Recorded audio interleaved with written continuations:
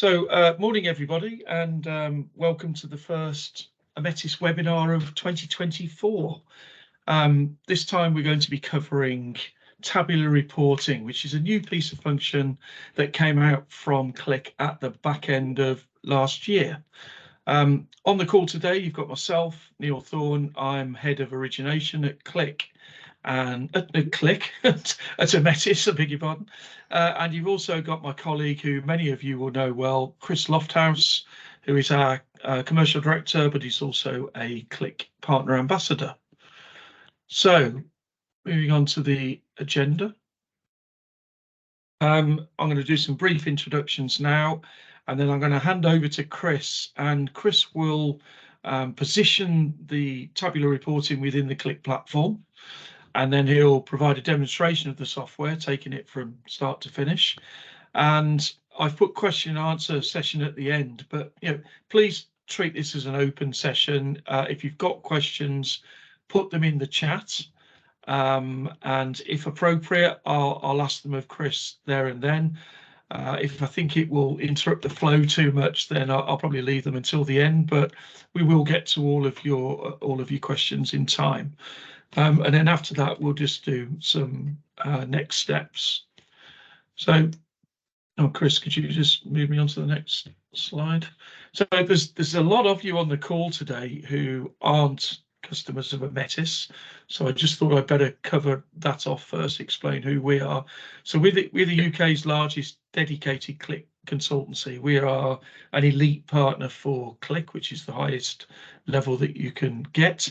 And it would be remiss of me if I didn't mention that we've been told we were the #1 partner in the UK last year, which is a big up to all of my colleagues, many of whom are on the call, for all their hard work. With 25 staff, we've got just over 200 customers. And alongside the licenses, we also provide a full range of implementation services from, well, you can see them there, consultancy, development. We've got a UK dedicated support desk, and we also have a dedicated trainer providing instructor-led classroom training online. So, without further ado, I think I'll hand over to Chris, and enjoy. Perfect, cheers, Neil. Okay, so for those that haven't attended a recent event, I thought I'll just put up the Qlik Cloud platform slide. So for those that have seen this slide or a previous version of it in the past, you'll notice there are some changes. So last year, Qlik did acquire another company called Talend, and that's bolstered some of the data integration and quality side of it. So here you will see data transformation, data prep, quality and governance, but also in the foundational services, the API creation. For this call, we're actually just going to focus on the analytics side. More specifically, we're going to look at reporting services and tabular reporting, and that's what we're going to cover in the demonstration today. It's also worth noting, kind of under this this area, that you do have other options available to you as well. So you do have subscriptions within the Qlik platform. That's where Qlik license users can sign up to a subscription, a PowerPoint or PDF output based on a Qlik sheet or a visualization. You also have AutoML. Anyone or most users accounts that have a Qlik subscription will have app automations, which can be used to generate PowerPoint reports from multiple applications, and also PDF output as well. The limitations before tabular reporting came out last year was that they didn't handle, at least not gracefully, many rows of data, tabular data, hence this new capability that's come along. I'll just move over to the next slide.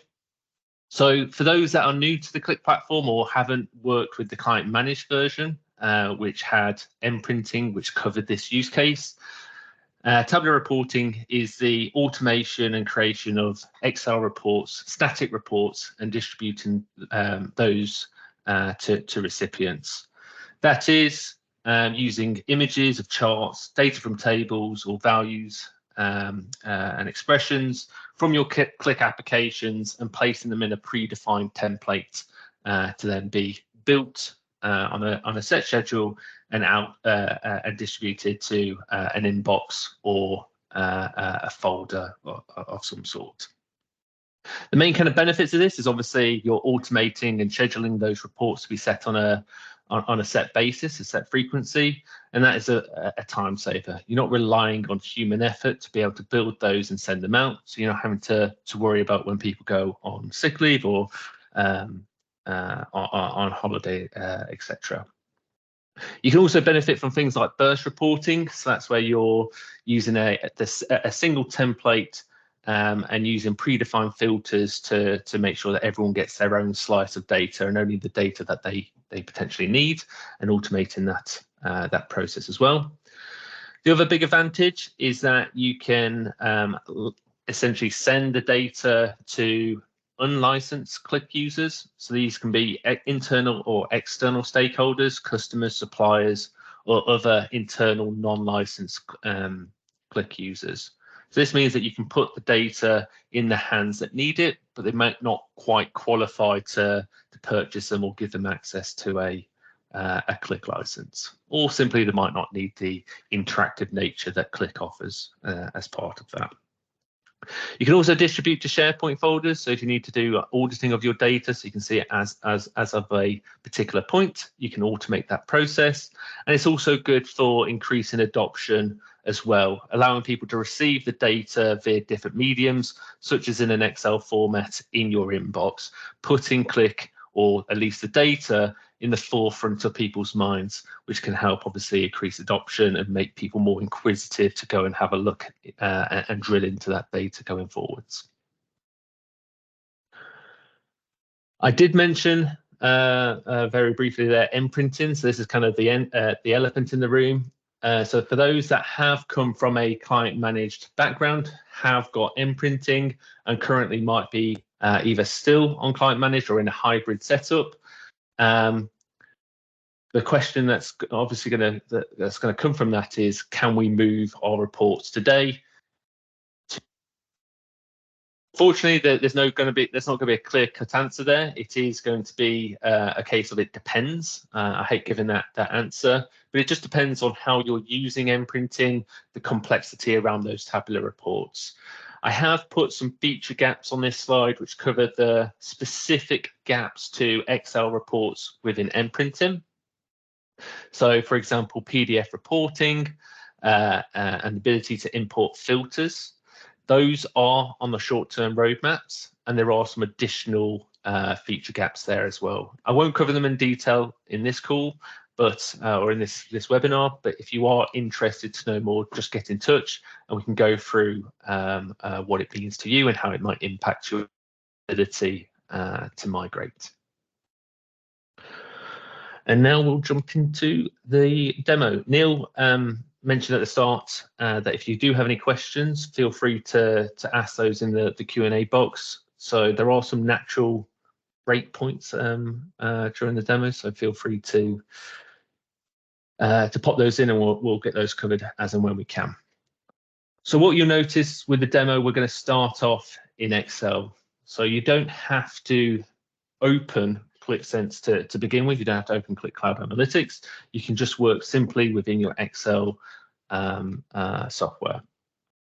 What you'll notice in the top right hand corner here, we do have two add-ons that have been deployed.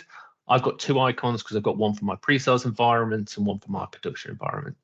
I'm going to click on the add-in to open that up, and this is going to connect to our Qlik tenant.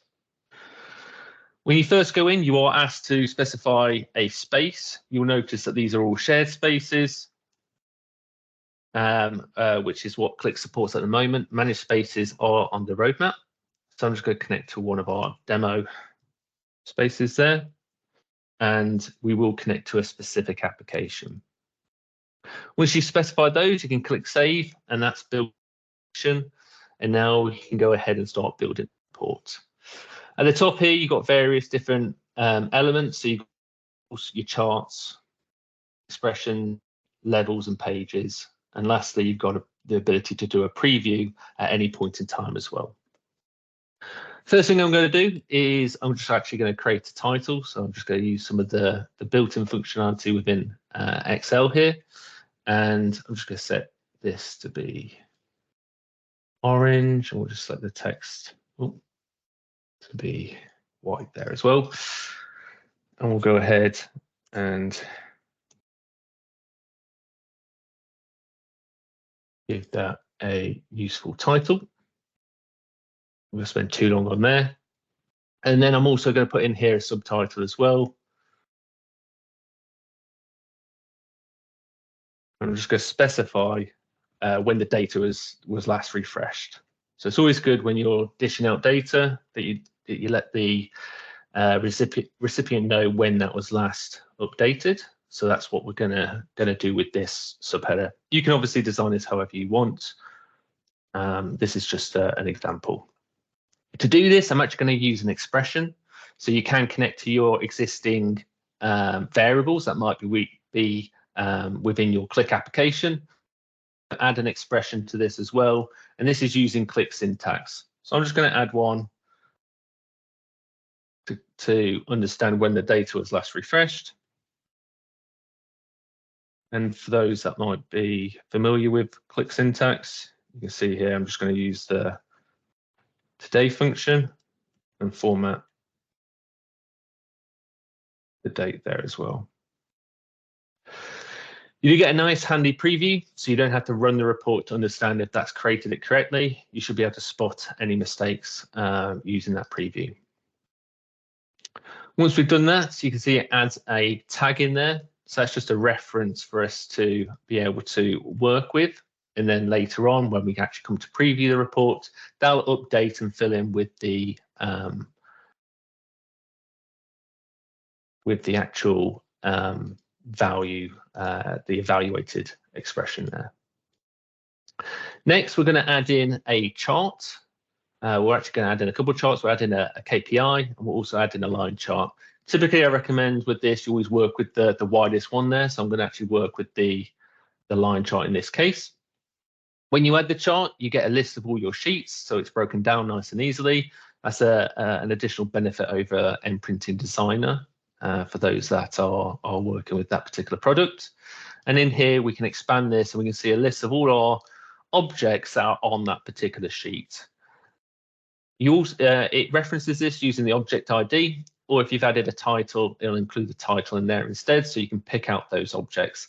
Equally, you can expand any given object, and you can get a nice preview to make sure that you're connecting to the correct, referencing the correct object there. And you can also open that up in the application there as well.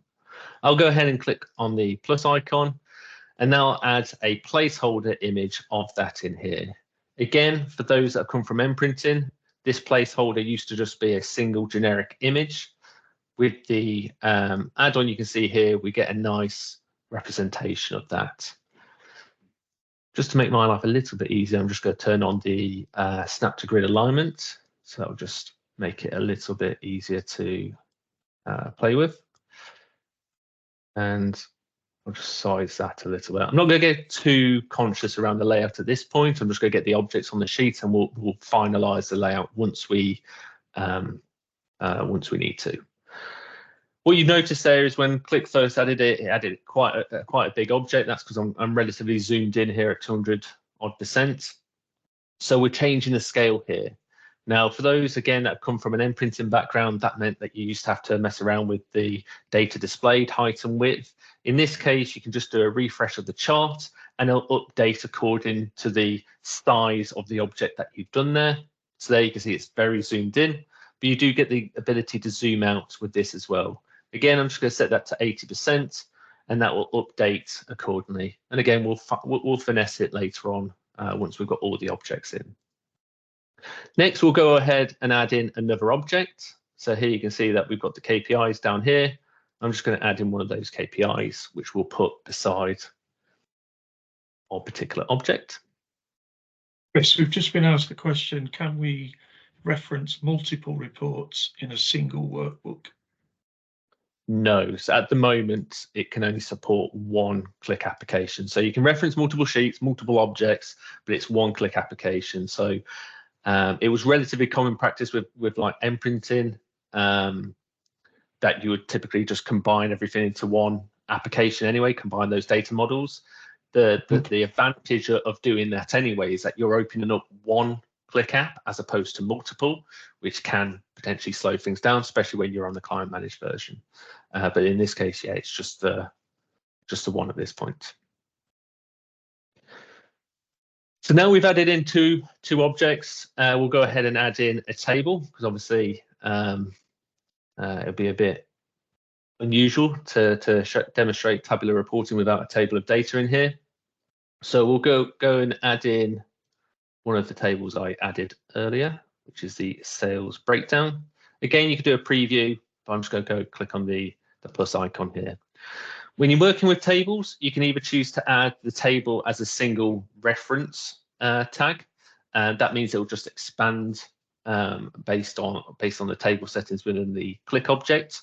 If you want more control over the formatting of that table, you can actually add the individual columns, and that'll give you a lot more control over the formatting. You can also choose to exclude particular fields from that table as well, and that might potentially save you from creating a specific object for your M-printing reports.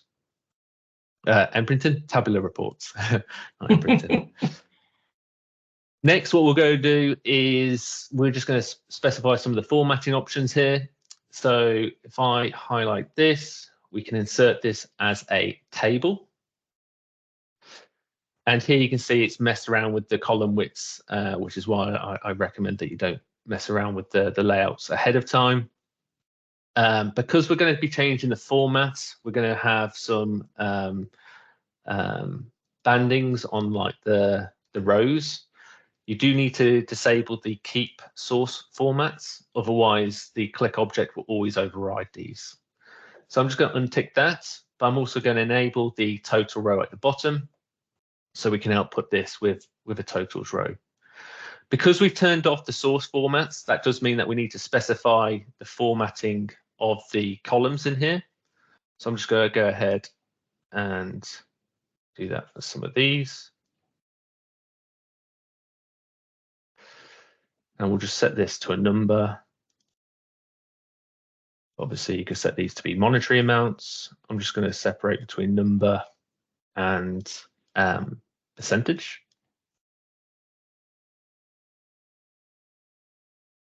And again, I'll just change that to be 0 decimal places. And we can also specify the totals. I'm just going to put this for a couple of them. I'm not going to do every column on here, otherwise that might be a little bit boring. So we'll just do these 4 columns. In addition, I'm just going to change the sizes of this and just do some additional formatting. So I'm just going to specify this can be wrap text for the headers. I'm going to delete that column. And I'm just going to specify these columns are around about 100 pixels. It doesn't matter too much. But hopefully that gets us a nice formatted report there in this instance. Next, I'm just going to change some of these layouts here as well. So I just might make this line chart a little bit bigger, KPI a little bit bigger there as well. And now we've got a basis for our report. Just to finalize this, I'm just going to give this a name for the worksheet. And I'm also going to copy this, and we're going to page over this particular report, this particular worksheet as well, or at least the worksheet that we create. So here we've now got 2 copies of that report. We've got the overview tab, and now I'm going to do what's called a page. When you page over a report or a worksheet, it effectively repeats that worksheet for every value within this field that you specify. So I'm just going to do this on region,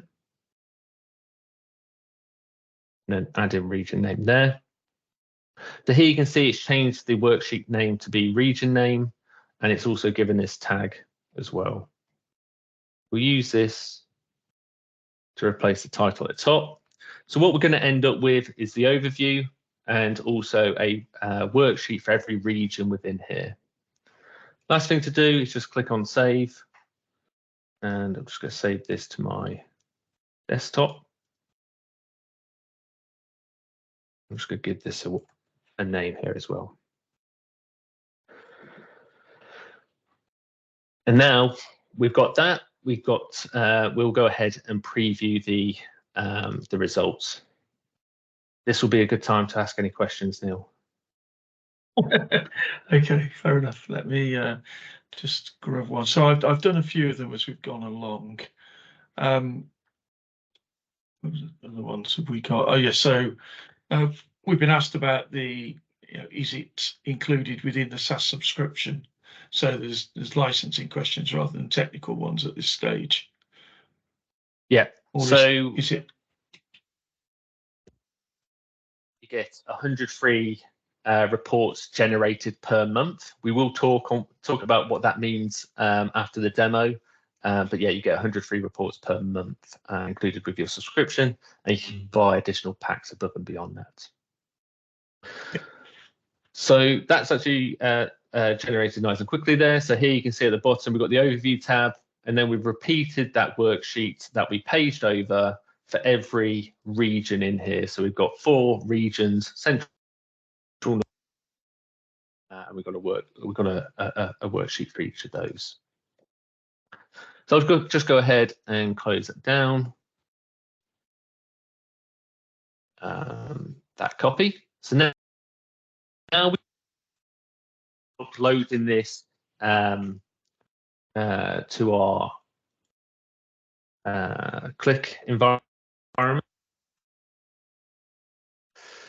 So I'll go ahead and refresh my page.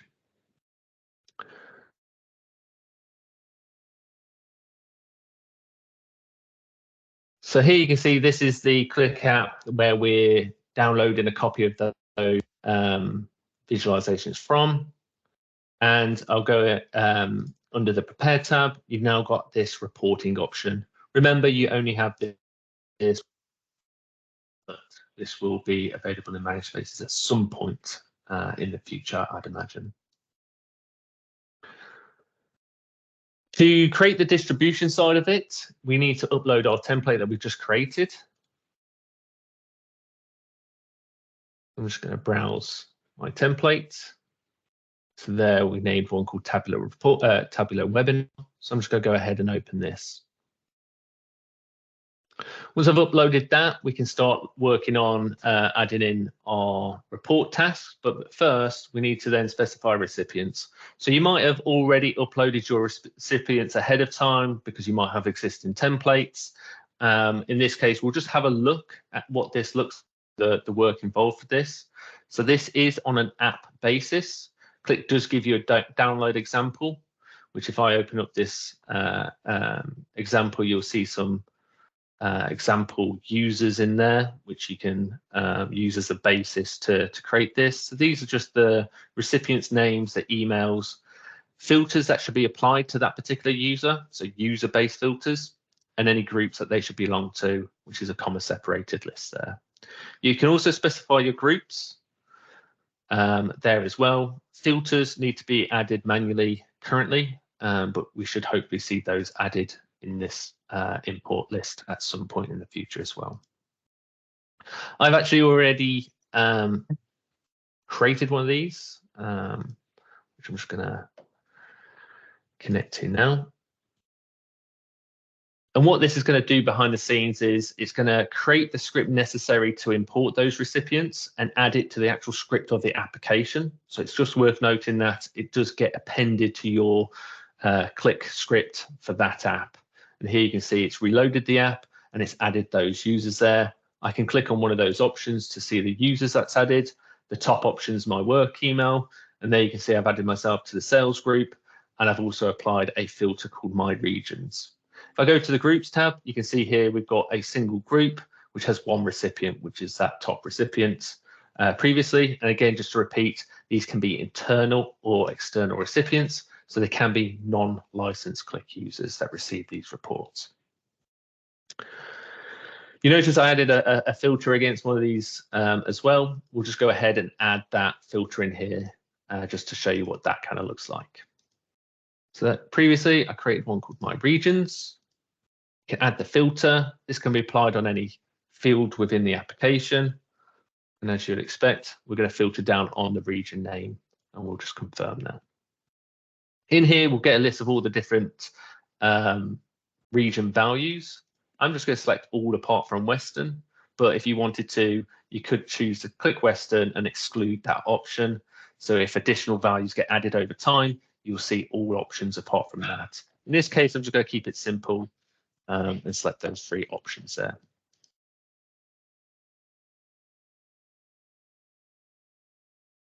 Now that I've added my filter, all that's left to do is create my report task. So you'll see when you first get started, you do get an intro in terms of how to prepare this, how to build your schedule out. So you get a full guided experience and some online materials there as well. We'll go ahead and create our task. So I'm just going to create one called webinar. We can choose to upload our template at this point, or we can add one that's already existing. So there you can see the one that I just uploaded. If we look at the output, we can just give this a name. So I might call this sales overview, and you can specify a date format within there as well. I'm just going to leave the basis, but there you get a preview of what that report's going to be called. Touched on this earlier before. At the moment, the output from the tabular reporting piece is Microsoft Excel. That is .xlsx. But we expect some additional formats to be able to output in things like PDF going forwards as well. You can also choose to specify a filter at this point. So this is a report task filter. So if there's a filter that everybody should be applied or should be applied across everyone, such as if you want it to be the current year, you can specify that here as well. So you might have a report task for multiple years. So you can have this year, previous year, and so forth, and just use a single template to generate that. Now we just need to specify the recipient list. So although we uploaded our recipients and our groups previously, you might have multiple templates within this application, and they might have different recipient groups that should receive that particular report, that particular template. In this case, we'll just search for the sales group, but if I wanted to, I can add individuals there as well. I'm just going to send it to a group. It's always good practice to use groups so you can manage that more easily. Here you can see the subject has automatically used the title, and now we can just add in here our text. So I might just say here is your sales overview report from the data team. You can also choose to output this to SharePoint. So that'll be SharePoint Cloud folder.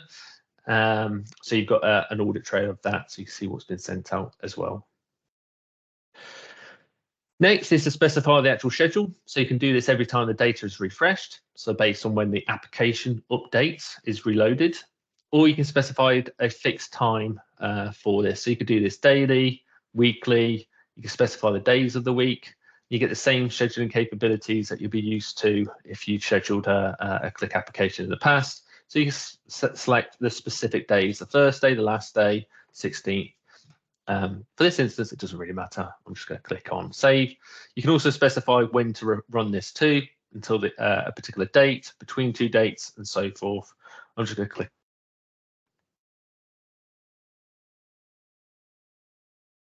That's now created my, it's created, I must click save twice there, created my task. I can go ahead and click save, send now, and that's going to send it into, to all the recipients of that. You can see we've got a little note there that we've got 1 recipient in this case. Neil, are there any other questions whilst we wait for this to come through? Oh, Alex Walker, unfortunately, has answered a couple. So there was a question, how do we install the Qlik Excel add-in? But Alex has put an answer to that in the chat if anybody else wants to get to that one. And Ross Thatcher has asked, will this be available for client managed deployments in the future? No is the answer to that. This is pure. This has been built from the ground up specifically for the SaaS product. So no, imprinting is the use case for client managed. So here you can see we've got the email that's come through. We've got our email body that we specified before. And more importantly, we've now got Excel add-in or our Excel report. I'll just go ahead and Excel so you can see the full detail of that report in here. So here you can see we've got our overview tab. We applied our filter, so we excluded West from our regions. So now we get a breakdown for each of those values. See that in there. If you want to, go on. Yeah, sorry. So, another question for you was just after you were talking about SharePoint. When saving into SharePoint, can it add folders automatically for the latest month? Interesting. I would have to look into that. You could, I think you could used to do that with imprinting, but I'll have to take that one offline unless Alex can find the answer to that in the meantime. Yeah. Okay, William asking that, so yeah, we'll make sure we get back to you, William. A question that I did actually have before the call was, can you use Excel charts? And the answer to that is yes. You can just put the data in the Qlik in the Excel template, hide the tab, and use Excel charts. So if you've got existing reports that are going out using Excel, and you just want to replace the and automate that process, you can use Qlik to facilitate just putting the data in the template and those charts updated as well. It's worth noting. Any other questions before we cover off? No, you've been very thorough so far by the looks of it. Excellent, excellent. So yeah, we did get a question around what's included for free. So on all license models, apart from the standard capacity, you do get 100 reports included per month. You can purchase additional packs to increase that. So the next tier is up to 1,000 reports per month. If you want pricing, just contact your account manager, or if you're not with us, feel free to reach out to us and we can do that. And I mentioned before, the capacity is capacity because you buy an amount of reports that you can generate within a month, and you either use it or lose it. So it's not, if you just do 500, you get charged for the 500. You're paying for the full capacity of that. How is a report generated, or how does that capacity get drawn down? And the answer to that is every time a new report is generated, that will draw down one of those report generations. That includes when you manually trigger in the preview, like I did in demo. So you do need to have in mind development capacity as well. So you always want a little bit of overhead in there, so you can be building new templates. But one of the benefits of this is a report generated can be sent to multiple recipients, and it's only one report generated. It just depends on if it's a unique report. So if you generate one report and that exact same report goes to several people at the same time, that is one report generated. If those users have user-specific filters, that will be creating a new report for each of those users. So just bear that in mind when you're setting up those schedules, you're distributing them. And again, if you want a more detailed walkthrough of that, we can jump on a subsequent call. There are some additional capabilities, additional considerations with this. As covered before, managed spaces aren't currently supported. Please remember this is only a month old, so it is in its infancy. I know those that have come from an imprinting background would be working with that particular product for years. This is built from the ground up, and hopefully you'll see when we'll develop in there's a lot of improvements with that development process and also performance gains there as well. Again, I'm not going to cover each of these points, but these are available on the help site if you want to walk through those. Another question for you, Chris, from Craig. Is there nothing equivalent to the imprinting licensing model based upon users and unlimited reports? No, not for Tabular. So Qlik are moving towards capacity-based model. They're doing that for Qlik licensing. but all the additional kind of value add-ons are already have already adopted capacity-based licenses. So no, it's not based on number of recipients any longer, or at least not for the foreseeable future. And another question, will there be a PowerPoint add-in at some stage? I've seen it on the roadmap as under consideration. That doesn't give us any timings related to that. My personal opinion is that's further out, so I wouldn't hold my breath for that to come this year specifically. Things can change, you know, they can reprioritize it, but I wouldn't be in that to be released this year. If you're interested in PowerPoint, you do have the subscriptions piece. That's really good for creating PowerPoint reports with just a couple of clicks, and you can select multiple sheets if you want to do it at a sheet level, or if you want something a bit more authored, or take sheets or objects from multiple Qlik applications, and you've got app automations that can facilitate that use case. Appreciate it doesn't give you the advanced authoring capability necessarily, but talking to customers, that's often good enough, and it's really high quality images that you get as part of that. Cool. Does anybody have any other questions? Feel free to unmute yourself and ask that way if that's easier for you.